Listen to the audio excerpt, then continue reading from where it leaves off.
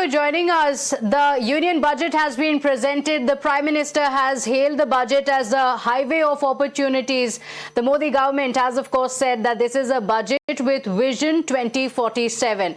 Joining us on the broadcast to break it down for us is Sanjeev Sanyal, PM Economic Advisory Council member. Thank you so much for joining us on the broadcast. Mr. Sanjeev Sanyal, I want to begin by asking you, the government seems to have very categorically stayed away from a populist budget. So in other words, from mentioning poll-bound states too much. So is this a deliberate attempt to avoid the criticism that followed the 2025 budget?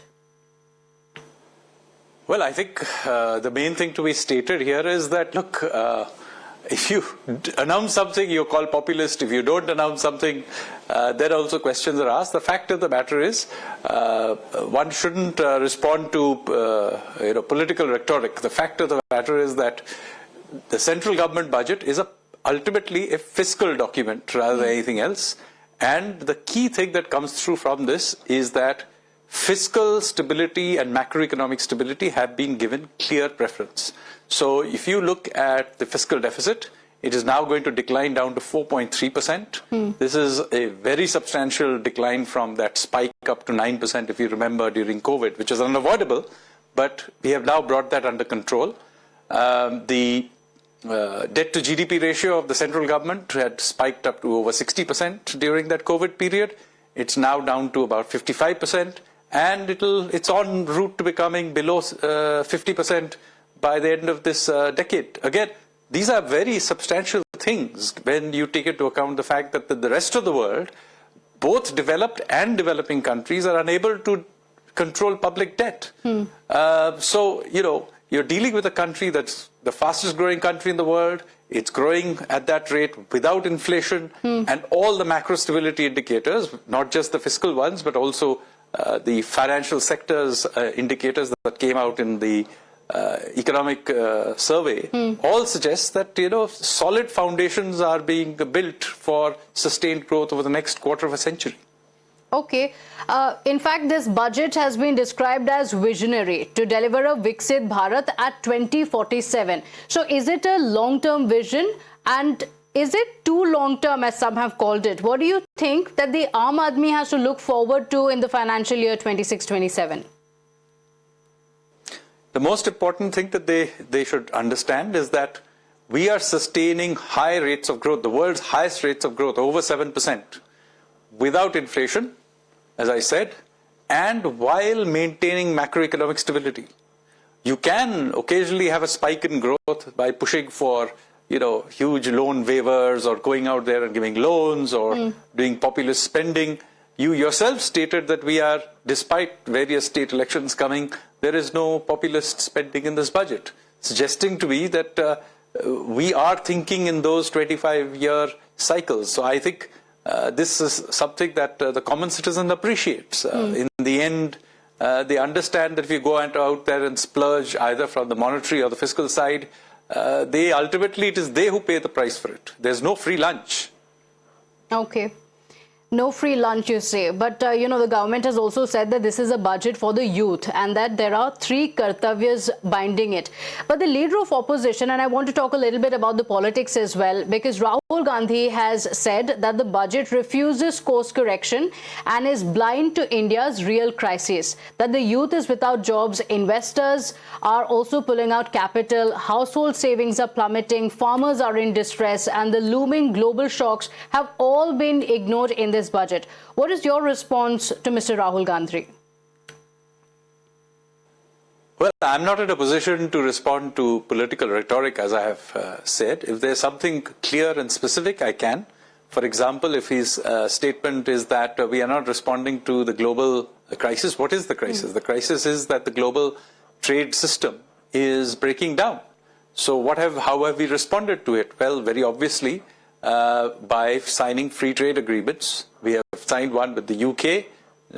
Just last week, we signed one with the European Union, which the European Union, not us, the European Union called the mother of all trade deals. We are exploring trade deals even with the US. So it is not that we are not serious about responding to global crises or other things. As far as jobs is concerned, well, the best antidote for jobs is joblessness is growth. Again, we have generated high growth rates for several years, the highest in the world, and the unemployment rate by the PLFS, which is the only real credible indicator of joblessness, shows that unemployment has been steadily declining. Okay. Okay, but it's not just Rahul Gandhi. It seems like the entire Congress has given its verdict, because Mr. Chidambaram has also flagged certain issues, and he points at the agonizingly slow pace of fiscal consolidation, at the continued high fiscal deficit and revenue deficit, the precarious employment situation, as he calls it. So the former Union Finance Minister has said that our verdict is that the budget speech and the budget failed the test of economic strategy and economic statesmanship. What would you say to Mr. Chidambaram? Well, I'm surprised he's making this statement, given that the 4.3% of GDP fiscal deficit is below anything that he proposed. It is well down from the 9% spike during the COVID period. And as I mentioned earlier, that the debt to GDP ratio had gone up above 60% for the central government during the COVID period. It is now down to below 56% and is well underway to fall below 50% by the end of this decade. I don't think a faster pace of consolidation would be a good idea, because that would weigh upon growth. I think given the circumstances, this is excellent performance. If in fact we tried to correct it even faster, all we would achieve is slower growth. I think we are the trade-offs we have made are good.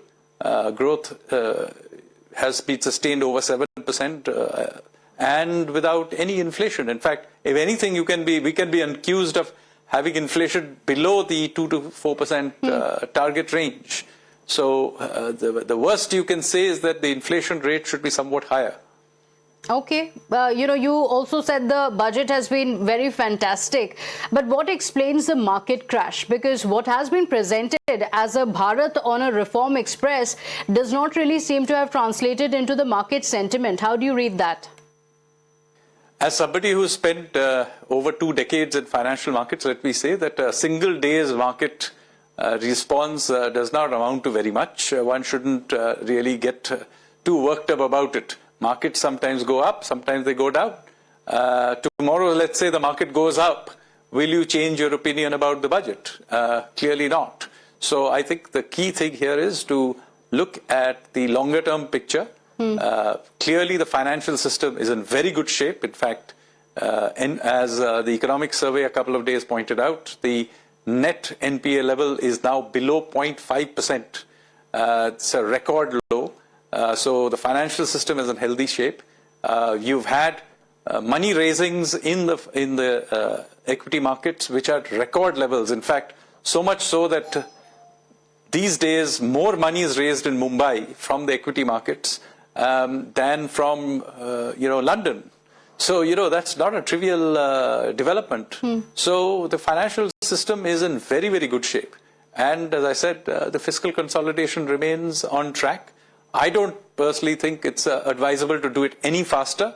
This is a good pace, and the growth trajectory remains very strong. If we force this growth to be any faster, we would begin to have unnecessary, macroeconomic instability. This 7% compounded year after year after year is a very, very good performance. Okay, all right. But what about the gold and silver prices? Because they too slipped from the record peaks last week. So is it a flash crash, or should investors buy the dip? As a government official, I do not comment on, commodity prices going up and down. Those who wish to invest can do so at their own risk. Okay. So let's talk about the economic survey that was released on the 29th. The government said that the investors need to stay committed for the rupee to do better, which right now is punching below its weight. Are you concerned that this may prove challenging? Is this why investment limits for NRIs have been hiked to incentivize the FDI and FII inflows? These kinds of adjustments are made all the time, depending on the macroeconomic situation. Today, the limits have been hiked because we feel comfortable with the situation. In the long run, we would like to have as much friction-free movement of capital. Our capital markets, our financial and macroeconomic indicators have evolved to a level where we can allow more capital flows in and out.